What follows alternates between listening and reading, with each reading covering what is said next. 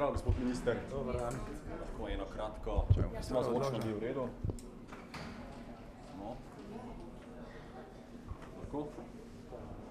Torej, gospod minister, ravno kar prihajate z sestanka s poslansko skupino SD-a, mi pa ravno kar prihajamo z tiskovne konference vodstva poslancev Desusa, tudi predsednika stranke, kjer so nas seznanili, da vam daje v bistvu še eno priložnost s pogojem, seveda, da do konca leta natančno predstavite finančno konstrukcijo izgradnje drugega tira.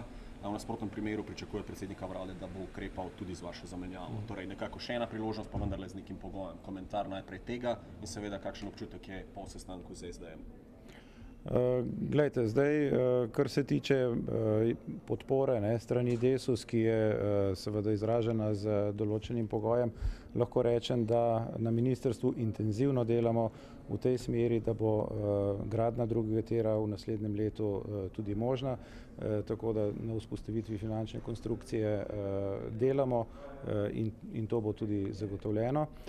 Kar se tiče današnjega srečanja s poslanci SD-ja, lahko povem, da je bil zelo dober vsebinski pogovor, kjer smo tudi se pogovorili o vseh teh vidikih, kaj in kako naprej s projektom gradnje drugega tira.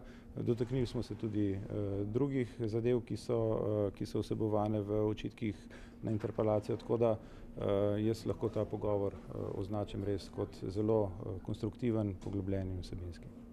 Vam bo uspelo izpolniti pogoje, ki jih je postavil Desus konca leta, pripraviti finančno konstrukcijo in tako naprej?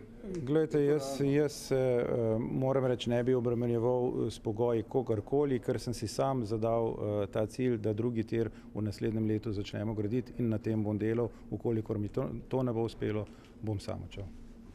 To pomeni, da bi sami odstopili? Definitivno, verjetno mi tudi potem nihče ne bo pri tem zaupal več. Če se lahko vrnemo še na predor Markovec in zadnje besede, za kolega sprašujem, torej lani še zagovarjali, da se pač mora cestniniti z vinjeto, zdaj pač nekako analiza na Darsu in tako naprej. Kakšna je zdaj ta situacija? Je že kaj znano, kako se je Dars odločil, kakšna je njihova odločitev ali pa analiza? Ne, to še ni znano. Jaz tudi, kot sem že razložil, bomo tukaj počakali še tudi na to analizo za lokalne vinjete in na podlagi, bom rekel, obeh teh dveh možnosti se potem odločili za tisto, ki bo kar najbolj ustrezala torej rešitvi vseh problemov, s katerimi se soočamo in ki bo imela najmanjši oziroma ki ne bo imela negativnega vpliva na torej iztržek iz prodanih vinjet. Verjetno bi to izvzetje pač Markovca iz vinjetnega sistema potegnilo nekak plast tudi zahtev na drugih odsekih podobnih. No, seveda tudi ta vidik je treba imeti torej v mislih, ko se bomo odločili. Rekli ste, da boste sami šli, če vam gradnja v prihodnjem letu ne bi uspela, ampak kakšen časovni dimenziji zdaj to govorimo, kdaj lahko od vas pričakujemo, da bi to črto potegnili? Glejte, finančna konstrukcija bo vzpostavljena v okviru podjetja 2TDK. Tukaj je potrebno zagotoviti črpanje evropskih sredstev, potem je treba zagotoviti še vložke zasebnih partnerjev. Jaz večkrat omenjam, da si tukaj želimo sodelovanja obeh slovenskih podjetij, ki imata od tega projekta največje koristi in v tem okviru torej računamo, da bomo v naslednjem letu imeli torej to finančno konstrukcijo zagotovljeno, vzpostavljeno. Ta osnovni finančni vložek 200 milijonov evrov strani Republike Slovenije je pa tudi v proračunih 2016 in 2017 že zagotovljen. Torej ne do konca leta, pač pa prihodnje leto šele računate, če sem zdaj na zadnje proračune. Tako je, evropskih sredstev v letošnjem letu ne bo možno še pridobiti, kajti razpisi pričakujemo, da bodo objavljeni v jesenskem času. Vloge bo treba oddajati v začetku prihodnjega leta. Odločitve glede dodeljenih sredstev bodo pa znane v sredini leta 2017. To so znana dejstva, mimo tega tudi jaz kot minister ne morem, ampak kot rečeno, stal bom na tem, da bomo v letu 2017 imeli potem, ko bodo vse te zadeve torej izpolnjene, da bomo v letu 2018 lahko začeli graditi drugi tir. Ali je zdaj kakorkoli pogojeval podporo s kakšnimi pogoji tudi prišel pred vas? Ne, nič takega, se pravim, ključna je bila torej zadeva, kako zagotoviti gradnjo drugega tira in tem smo se tudi izčrpno pogovorili in to je vse, kar je pravzaprav tako v interesu poslancev SD-ja, poslancev Desusa, poslancev SMC-ja in tudi mene kot ministra. Kaj pa usoda Luke Koper jih je zanimala v tem smislu? Nekako se je slišalo, da ne želijo, da se privatizira, če lahko temu tako rečemo. Tudi tega vprašanja smo se dotaknili in tudi kot sem že tudi povedal, privatizacija Luke Koper ni potrebna za to, da pridemo do torej finančnih sredstev za drugi tir in na tem tudi torej ostajam. Hvala lepa. Hvala.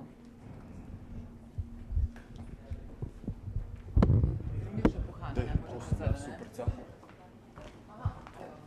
A se že grejo? No, da še s nami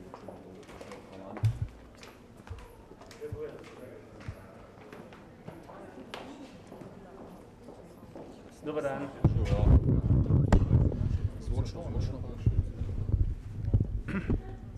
Izjava vodje poslanske skupine Socialnih demokratov po sestanku z ministrom za infrastrukturo Petrom Gašperšičem.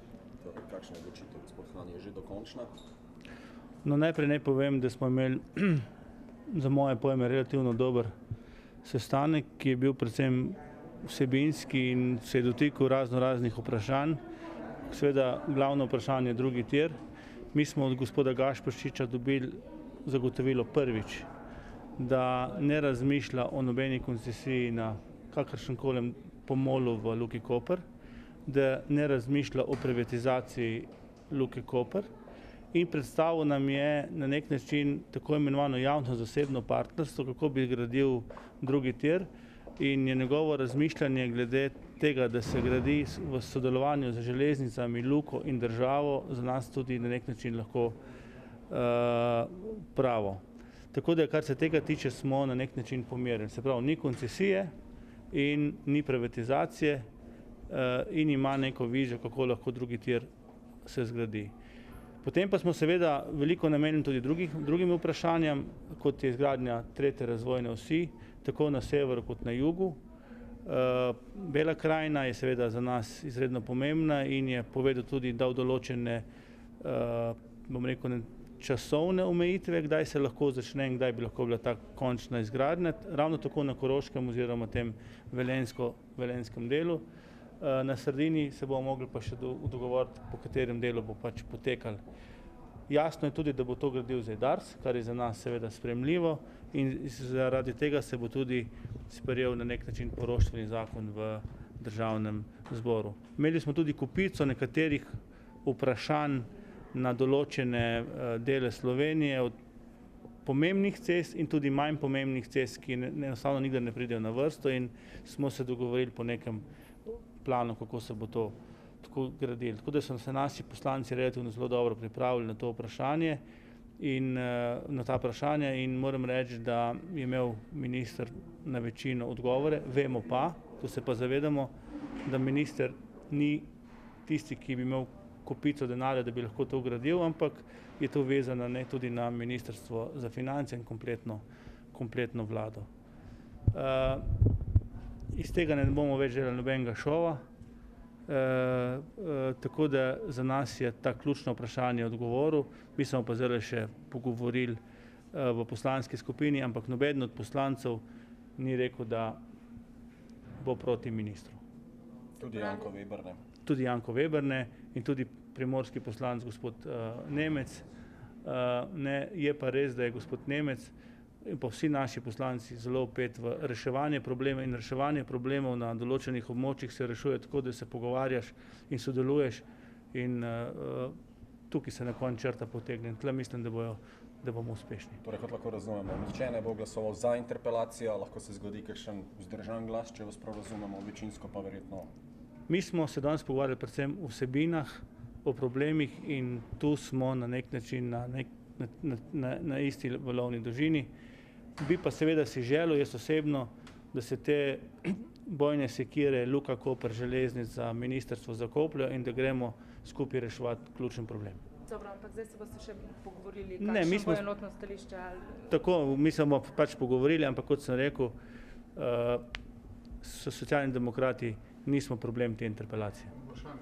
Izvolite. Pred vrhom koalicije v četrtek, kakšna so vaše pričakovanja SD-ja Zdaj. Ste vsi poslanci sestali, kjer vprašanje boste odpirali tem vrhom? Ja, zdaj mi imamo, kakor sem jaz, imam neko informacijo, da bo predvsem predstavitev proračuna, jaz ga še nisem videl in v tem proračunu bomo tudi videli, če te razmišljanja, ki jih je danes tudi rečemo na teme minister Gašperšič dal, če sledi proračun tudi tem odgovorom. Potem imamo pa še seveda nekaj drugih vprašanj. Kakšne so vaše pričakovanja od tega vrha? Veste, prvo, kaj je bila tudi danes ocena gospoda Gašperšiča in nas.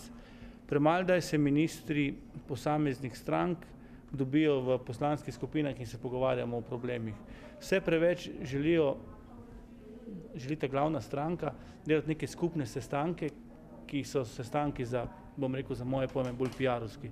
Danes smo imeli resnično vsebinski sestanek in je prav, da individualno se pogovarjamo, minister, poslanci, mi imamo vendarle 20 županov, vsak dan se srečujemo s problemi, kaj župane tare in imamo relativno dober sfokusiran teren in ko smo želeli na parkrat sestanke organizirati s posameznimi ministri, pač bilo rečeno, dajte to delati skupno in tako naprej.